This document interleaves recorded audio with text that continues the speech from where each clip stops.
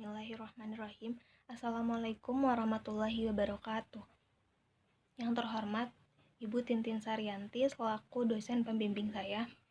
Yang terhormat Ibu Febriantina Dewi selaku dosen penguji pada sidang kali ini. Perkenalkan, nama saya Apni Nazhatulillah dengan NIM C3J2 17444. Pada kesempatan kali ini saya akan memaparkan hasil laporan akhir kajian pengembangan bisnis, yaitu peningkatan pendapatan melalui pola tumpang sari tanaman cabai dengan Horenso pada kelompok tani Jaya Lestari. Terdapat beberapa poin yang akan saya bahas pada kesempatan kali ini, dimulai dari pendahuluan, lalu keragaan perusahaan, dan kajian pengembangan bisnis.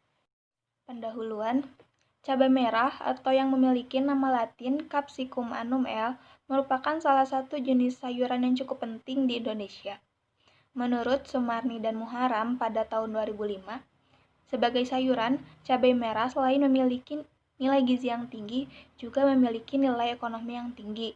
Pemanfaatannya sebagai bumbu masak atau sebagai bahan baku industri makanan, minuman, atau sebagai membuat cabai merah semakin menarik untuk diusahakan. Cabai merah merupakan komoditas yang sangat diperlukan di Indonesia, baik dikonsumsi oleh rumah tangga maupun industri makanan. Lalu bisa dilihat pada tabel di samping merupakan tingkat konsumsi cabai merah masyarakat Indonesia pada tahun 2018. Menurut Badan Pusat Statistik, terdapat 13 daerah yang memiliki tingkat konsumsi cabai tertinggi di Indonesia. Tingginya angka konsumsi cabai berbanding lurus dengan bertambahnya jumlah penduduk di Indonesia. Bertambahnya jumlah penduduk di Indonesia menyebabkan kebutuhan akan bahan pokok meningkat sehingga ketersediaan perlu ditingkatkan. Adapun upaya dalam meningkatkan ketersediaan bahan pokok yaitu dilakukan upaya seperti identifikasi dan diversifikasi pangan. Salah satu upaya usaha identifikasi pangan yaitu dengan dilakukannya penanaman lebih dari satu jenis komoditas atau disebut juga tumpang sari. Menurut Arifin dan kawan-kawan pada tahun 2017, tumpang sari adalah penanaman lebih dari satu jenis tanaman pada waktu yang bersamaan selama periode tanam pada satu tempat yang sama. Beberapa keuntungan dilakukannya metode tumpang sari antara lain pemanfaatan lahan kosong di sela-sela tanaman pokok, penggunaan cahaya, air, serta unsur hara yang lebih efektif, mengurangi resiko kegagalan panen, dan menekan pertumbuhan gulma. Menanam cabai umumnya akan menggunakan bibit cabai sebelum akhirnya ditanam pada media tanah. Bibit cabai akan tumbuh memerlukan waktu sekitar 30 hari sehingga akan terjadi pengosongan lahan selagi menunggu semaian cabai tumbuh. Kemudian hal tersebut dimanfaatkan kelompok untuk menanam tanaman tumpang sari selagi menunggu tanaman utama tumbuh. Pada lahan terbuka, biasanya cabai merah akan ditumpang sarikan dengan sawi putih ataupun dengan bawang daun. Namun, bawang daun dan sawi putih tidak cocok jika ditanam pada lahan rain shelter. Tanaman Horenso atau bayam Jepang dipilih karena memiliki kriteria yang cocok jika ditanam pada lahan rain shelter, juga memiliki umur panen yang singkat. Selain itu, bayam Horenso juga memiliki harga jual yang cukup baik. Lalu bisa dilihat pada tabel di samping merupakan harga jual komoditas sayuran yang dapat ditumpang sarikan dengan cabai merah di kelompok tani Jaya Lestari, yaitu bawang daun seharga Rp8.000 per kilogram, Horenso atau bayam Jepang seharga Rp7.000 hingga Rp12.000 per kilogram, dan sawi putih seharga Rp3.500 per kilogram. Dengan demikian, bayam Jepang Horenso dipilih untuk kegiatan budidaya tumpang sari pada lahan rain shelter untuk peningkatan pendapatan kelompok tani Jaya Lestari. Adapun tujuan dari kajian pengembangan bisnis ini yaitu merumuskan ide pengembangan bisnis pada kelompok tani Jaya Lestari dengan menggunakan analisis SWOT dan menyusun kajian perencanaan pengembangan bisnis pada kelompok tani Jaya Lestari. Keragaan perusahaan. Kelompok Tani Jaya Lestari merupakan salah satu kelompok tani yang bergerak di bidang budidaya sayuran yang beralamat di Jalan Kampung Pasir Cina, RT 3 RW 1, Desa Cipendawa, Kecamatan Pacet, Kabupaten Cianjur, Jawa Barat. Berdirinya kelompok Tani Jaya Lestari ini didasari oleh keinginan para petani akibat tidak diperhatikan oleh pemerintah. Kelompok Tani Jaya Lestari ini berdiri pada tanggal 7 September 2008 yang dipelopori oleh 3 orang, yaitu Bapak Haji Jarkasi, Bapak Didin Silahudin, dan Bapak Rahmat. Adapun komoditas yang ditanam pada kelompok Tani Jaya Lestari antara lain seperti aneka cabai, yaitu cabai merah keriting, cabai rawit, cabai merah besar, bawang daun, kubis, sawi putih, terong nasubi, terong lokal, horenso, tomat lokal, tomat momotaro, jagung, dan mentimun. Lalu bisa dilihat pada gambar di samping bahwa terdapat struktur organisasi yang dimiliki oleh kelompok Tani Jaya Lestari, dimulai dari ketua kelompok, sekretaris, bendahara, bagian budidaya, pemasaran, sarana produksi, dan anggota. Lalu terdapat sumber daya fisik yang dimiliki oleh kelompok Tani Jaya Lestari. Yang pertama adalah lahan. Lahan yaitu tempat dilakukannya kegiatan budidaya. Lahan kelompok Tani Jaya Lestari seluas 8 hektar yang terdiri dari saung dan rain shelter pada hamparan yang berbeda. Lalu ada gudang. Gudang merupakan tempat penyimpanan produk dan peralatan pertanian. Awalnya kelompok Tani Jaya Lestari memiliki kepemilikan gudang sendiri, namun sekarang beralih fungsi menjadi sekretariat koperasi, dan gudang kelompok Tani Jaya Lestari tergabung bersama kelompok tani lainnya di Gapoktan. Rain shelter merupakan teknologi pertanian berupa bangunan greenhouse sederhana yang dilakukan untuk kegiatan budidaya. Kelompok Tani Jaya Lestari merupakan satu-satunya kelompok tani di antara kelompok tani lainnya yang tergabung pada Gapoktan yang memiliki bangunan rain shelter. Terdapat 5 bangunan rain shelter yang dimiliki kelompok Tani Jaya Lestari dengan ukuran yang berbeda-beda, yaitu ada dengan memiliki luas 700 meter persegi, 330 meter persegi, dan sisanya 220 meter persegi. Selanjutnya saung, kemudian peralatan produksi, perlengkapan peralatan, dan toilet atau MCK. Lalu sumber daya perusahaan kelompok Tani Jaya Lestari memiliki 13 anggota, di mana masing-masing anggota memiliki 1 hingga 2 orang pekerja, dan total pekerja pada kelompok Tani Jaya Lestari yaitu 14 orang. Lalu selanjutnya sumber daya keuangan. Sumber daya keuangan kelompok Tani Jaya Lestari untuk pertama kali berasal dari modal sendiri, di mana dikeluarkan oleh para pendiri kelompok. Untuk saat ini, kelompok Tani Jaya Lestari memiliki sumber modal yang berasal dari anggaran dasar dan anggaran wajib, di mana untuk anggaran dasar sebesar Rp25.000 dan untuk anggaran wajib sebesar Rp10.000 per bulan.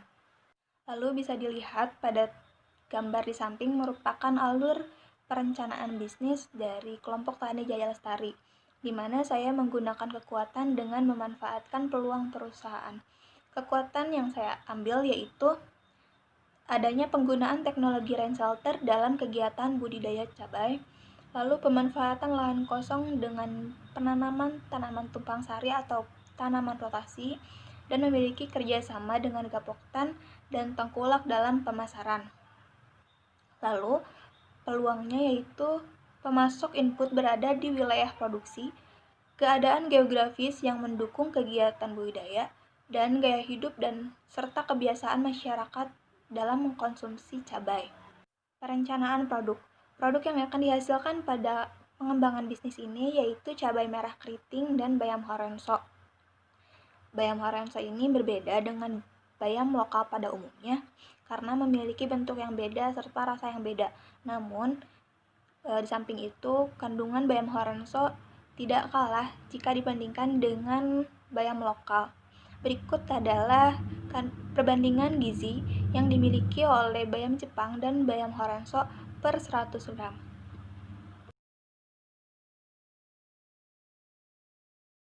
Lalu selanjutnya aspek pasar dan pemasaran. Kelompok Tani Jaya Lestari merupakan kelompok tani yang tergabung pada gabungan kelompok tani Multitani Jayagiri. Kelompok Tani Jaya Lestari telah terikat perjanjian bersama Gapoktan untuk menyalurkan hasil produksi kepada Gapoktan, khususnya cabai merah. Lalu bisa dilihat pada tabel di samping merupakan tabel penawaran dan permintaan dari kelompok Tani Jaya Lestari. Pada sayuran cabai terdapat selisih sebanyak 1.270 kg cabai yang belum terpenuhi oleh kelompok tani. Namun begitu, kekurangan tersebut biasanya akan dibantu oleh kelompok tani lainnya atau dibantu dari supplier pihak Gapoktan, sehingga berapapun jumlah produksi yang dihasilkan oleh kelompok Tani Jaya Lestari akan selalu diterima oleh Gapoktan.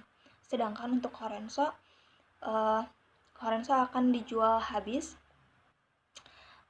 karena Tengkulak akan membeli seluruh yang dihasilkan dari kelompok Tani Jaya Lestari. Lalu strategi pemasaran kelompok Tani Jaya Lestari, yaitu untuk segmentation terbagi menjadi 3. Untuk geografisnya, produk akan dipasarkan ke wilayah Jakarta dan Bogor. Demografisnya, yaitu masyarakat kelas menengah hingga atas, baik itu laki-laki maupun perempuan.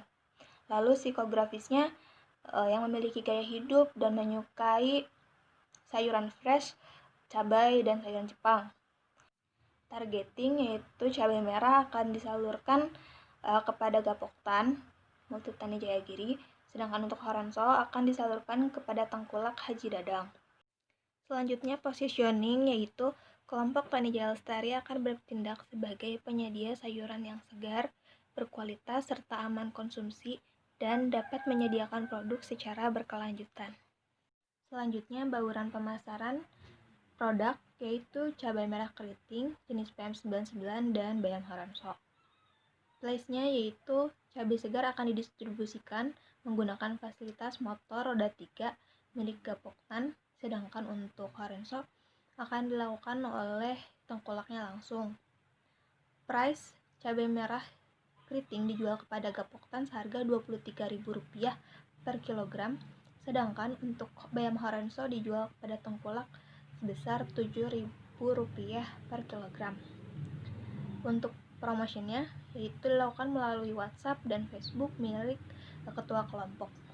Perencanaan organisasi dan manajemen masih menggunakan struktur organisasi yang sama, tidak merubah struktur organisasi kelompok. Lalu untuk perencanaan sumber daya manusia, tenaga kerja yang dibutuhkan yaitu sebanyak 3 orang tenaga kerja laki-laki, dan upah ditentukan berdasarkan hitungan HOK. Satu HOK-nya sebesar Rp60.000. Selanjutnya perencanaan produk. Lokasi yang dipilih untuk kegiatan budidaya tumpang sari ini akan dilakukan pada kebun milik ketua kelompok. Lokasi tersebut dipilih karena kemudahan berdasarkan memperoleh pengadaan input serta kemudahan dalam proses pendistribusian hasil panen. Selain itu, lahan milik ketua kelompok juga memiliki bangunan rain shelter. Selanjutnya, kebutuhan bahan baku bisa dilihat pada tabel sebelah kiri. Terdapat input bahan baku yang dibutuhkan dalam pengembangan bisnis. Sebenarnya input pengembangan bisnis ini tidak jauh berbeda dengan input sebelum pengembangan bisnis. Namun terdapat tambahan, yaitu penambahan pembelian benih Horenso sebanyak 3 kaleng. Selanjutnya kapasitas produksi. Kegiatan budidaya tumpang sari ini akan dilakukan pada lahan rain shelter, di mana ketua kelompok memiliki 5 bangunan rain shelter, namun hanya 4 rain shelter yang biasa digunakan untuk kegiatan budidaya cabai pada rain shelter.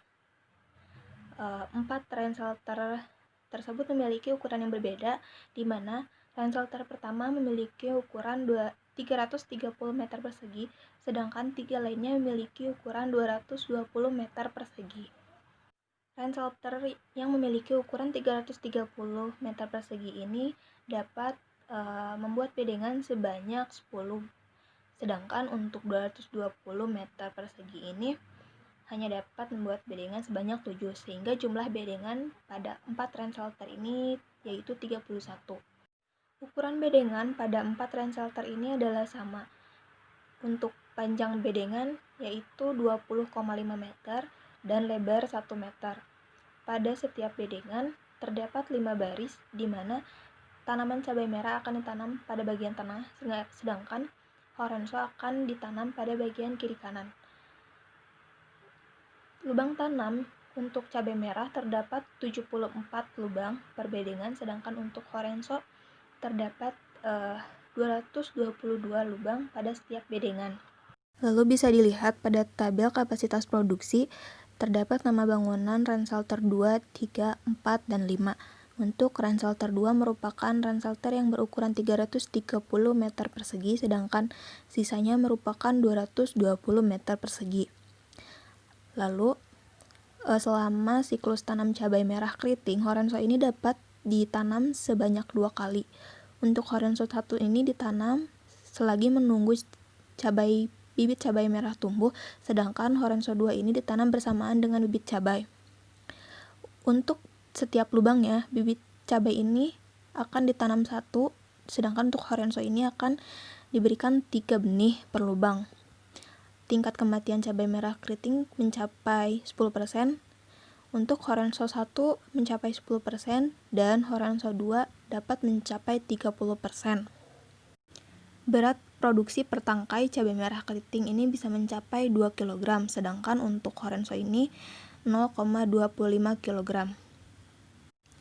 Total produksi cabai merah keriting ini sebanyak 4.129 kg, sedangkan total produksi maksimum untuk horenso ini bisa mencapai 8.258 kg.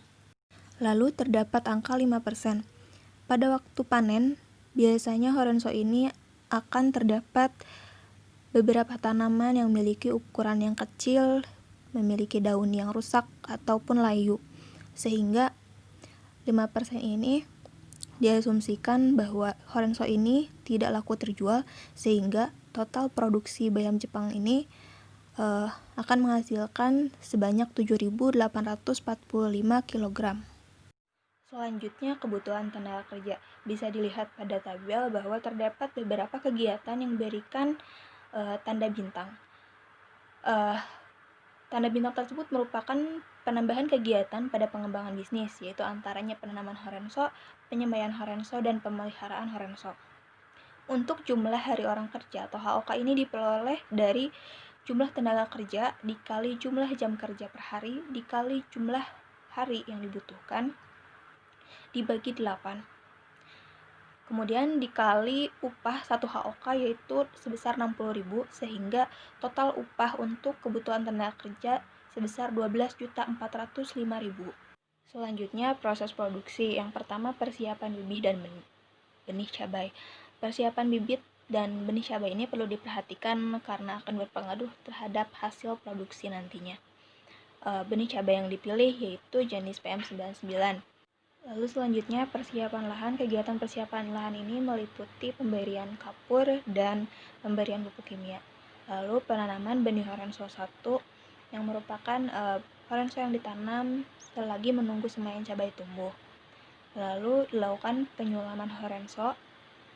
Setelah itu horenso ini akan panen pada umur 30 hari atau 40 hari. Lalu panen ini akan diangkut oleh tengkulak. Lalu kemudian setelah lahan kosong dilakukan penanaman bibit cabai merah keriting.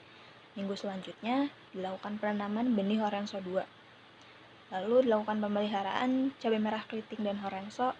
Lalu horenso 2 ini akan panen setelah 30 hari kemudian dan diangkut lagi oleh tengkulak. Lalu panen cabai merah keriting dan dilakukan distribusi yang biasanya diberikan fasilitas motor roda 3 oleh Gapoktan untuk disalurkan kepada Gapoktan. Setelah itu lahan diberakan. Perencanaan kolaborasi. Terdapat 2 kolaborasi yang dilakukan pada pengembangan bisnis tumpang sari ini. Untuk kolaborasi input dilakukan dengan toko pertanian di sekitar Cipanas, Cianjur. Lalu Kelompok Tani Jaya Lestari ini tergabung dalam koperasi Maju Berkah Mandiri sehingga mendapat beberapa input dari koperasi serta Gapoktan. Lalu kolaborasi dalam pemasarannya itu dilakukan bersama Gapoktan dan Tengkulak Horenso yaitu Haji Dadang. Selanjutnya bisa dilihat pada gambar merupakan jadwal dan pola tanam cabai merah dengan Horenso. Kelompok Tani Jaya Lestari dalam melakukan budidaya cabai dalam rainselter ini tidak melakukan langsung serentak dalam 4 rainselter, sehingga di sini saya membuat perencanaan, membuat jadwal untuk masing-masing 2 rainselter, dimulai dari persiapan lahan untuk rainselter 2 dan 3 dilakukan pada minggu 3 dan 4 Maret, sedangkan untuk rainselter 4 dan 5 dilakukan pada awal April yaitu minggu 1 dan 2. Jadi diberikan jeda selama 2 minggu. Pada rainselter 2 dan 3, penanaman Horenso 1 dilakukan pada bulan April. Lalu untuk cabai merah keriting ditanam pada bulan Mei minggu kedua. Sedangkan untuk rainselter 4 dan 5, Horenso 1 dilakukan penanaman pada bulan April minggu ketiga, sedangkan untuk untuk cabai merah keriting dilakukan penanaman pada bulan Mei minggu keempat. Lalu untuk Horenso Horenso 2 dilakukan tanam bersama saat menanam cabai merah keriting. Untuk cabai merah keriting pada rainselter 2 dan 3, kegiatan panen cabai merah keriting ini akan berakhir pada bulan Februari minggu keempat, sedangkan pada rainselter 4 dan 5 akan berakhir pada bulan Maret minggu kedua. Perencanaan finansial. Asumsi dasar, sumber modal yang digunakan berasal dari modal sendiri atau modal perusahaan. Penggunaan common cost, yaitu untuk menghitung keuntungan Horenso. Proyeksi anggaran parsial dibuat selama 1 tahun. Harga jual produk dan harga beli bahan baku diasumsikan tidak mengalami perubahan. Metode penyusutan yang digunakan ialah metode penyusutan garis lurus dan perhitungan pajak untuk pengusaha sebesar 0,5%. Dimulai dari biaya investasi. Pada pengembangan bisnis ini tidak terdapat penambahan input investasi yang digunakan untuk membantu pengembangan bisnis budidaya tumpang sari. Maka dari itu, biaya investasi sebelum dan sesudah pengembangan bisnis adalah sama, yaitu sebesar Rp103.245.500. Selanjutnya, biaya tetap. Biaya tetap pengembangan bisnis adalah sama seperti biaya investasi, tidak terdapat komponen penambahan untuk biaya tetap pada pengembangan bisnis. Maka dari itu, biaya tetap sebelum dan sesudah pengembangan bisnis adalah sama, yaitu sebesar Rp27.050.933. Selanjutnya, biaya variabel. Biaya variabel sebelum pengembangan bisnis dan setelah pengembangan bisnis tidaklah jauh berbeda. Pada pengembangan bisnis, terdapat beberapa komponen yang perlu ditambahkan untuk membantu kegiatan budidaya pada Horenso. Bisa dilihat pada uraian bahwa komponen yang diberikan tanda bintang merupakan komponen tambahan pada pengembangan bisnis. Biaya variabel sebelum pengembangan yaitu sebesar Rp18.467.000 dan biaya variabel setelah pengembangan yaitu sebesar Rp20.102.000. Selanjutnya bisa dilihat pada tabel bagian atas merupakan tabel laporan laba rugi pengembangan bisnis, di mana laba bersih yang dihasilkan sebelum pengembangan bisnis yaitu sebesar Rp49.598,33 dan setelah pengembangan bisnis yaitu Rp102.508.548,33. Lalu selanjutnya yaitu harga pokok penjualan dari masing-masing produk baik sebelum dan sesudah pengembangan. Untuk HPP dari cabai merah sebelum dan sesudah pengembangan adalah sama, yaitu Rp11.033. Untuk BM Horenso setelah pengembangan yaitu Rp4.772. Selanjutnya, anggaran parsial. Karena pengembangan bisnis ini tidak terdapat komponen tambahan pada investasi untuk membantu pengembangan bisnis, maka pengembangan bisnis dianalisis oleh anggaran parsial. Lalu di sini bisa dilihat pada tabel terdapat perbandingan antara kerugian setelah pengembangan dan keuntungan sebelum pengembangan, di mana kerugian setelah pengembangan ini setelah adanya penambahan Horenso, dan keuntungan sebelum pengembangan ini sebelum adanya Horenso. Lalu pada kolom kerugian setelah pengembangan itu terdapat penghasilan yang hilang, yaitu penerimaan sebelum dilakukan pengembangan atau pada saat menanam cabai saja, yaitu sebesar 94.971.600, dan total biaya tambahan diperoleh dari menjumlahkan komponen pada kerugian setelah pengembangan dihasilkan Rp150.882.533. Lalu pada keuntungan sebelum pengembangan terdapat pendapatan tambahan yang diperoleh dari penerimaan setelah pengembangan bisnis atau setelah budidaya tumpang sari, yaitu sebesar Rp149.886.600, dan total biaya yang dihemat berasal dari penjumlahan keuntungan sebelum pengembangan, yaitu menjadi sebesar Rp195.444.533. Kemudian berdasarkan analisis anggaran parsial, diperolehlah keuntungan tambahan, yaitu berasal dari total biaya yang dihemat dikurangi total biaya tambahan, menghasilkan Rp44.562.000. Kemudian menganalisis RC ratio untuk mengukur kelayakan suatu usaha. Analisis RC ratio dapat dikatakan layak apabila lebih dari 1, dan berdasarkan analisis RC ratio, pengembangan bisnis memperoleh RC ratio sebesar 3,18, yang berarti setiap satu satuan biaya yang dikeluarkan akan menghasilkan penerimaan 3,18. Berdasarkan nilai RC ratio, usaha ini dapat dikatakan layak. Selanjutnya kita dapat mengetahui keuntungan dari penjualan Horenso saja berdasarkan common cost, di mana persen common cost yang diperoleh yaitu 1,2% berasal dari luas lahan yang digunakan dibagi total luas lahan kelompok kali 100%. Dari common cost tersebut kita dapat menemukan total biaya Horenso yang hanya digunakan oleh Horenso, yaitu sebesar Rp10.224.138, dan keuntungan yang diperoleh dari penjualan Horenso ini yaitu sebesar Rp139.121.382. Tahapan pengembangan bisnis. Pertama, identifikasi masalah. Masalah yang dihadapi kelompok yaitu adanya lahan tidak produktif selagi menunggu semaian cabai tumbuh. Kedua, perencanaan produksi, yaitu melakukan pola budidaya tanaman lebih dari satu jenis komoditas pada tempat yang sama atau tumpang sari, yaitu antara cabai merah dengan bayam Horenso. Yang ketiga, perencanaan pemasaran. Itu harus mengetahui permintaan yang dibutuhkan serta menyesuaikan dengan kemampuan penawaran kelompok. Yang keempat, persiapan sumber daya manusia. Pada pengembangan bisnis, tidak membutuhkan tenaga kerja tambahan. Yang kelima, perencanaan kolaborasi, yaitu melakukan kolaborasi dalam pemenuhan input dan pemasaran dalam distribusi produk. 6. Perencanaan finansial. Analisis dalam aspek finansial yaitu analisis biaya investasi, biaya tetap, biaya variabel, laba rugi, dan RC ratio dapat dikatakan layak.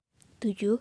Perencanaan kegiatan produksi, yaitu menanam cabai dapat dilakukan 1 siklus tanam, sedangkan untuk Horenso dapat dilakukan 2 kali siklus tanam bersama cabai merah keriting. 8.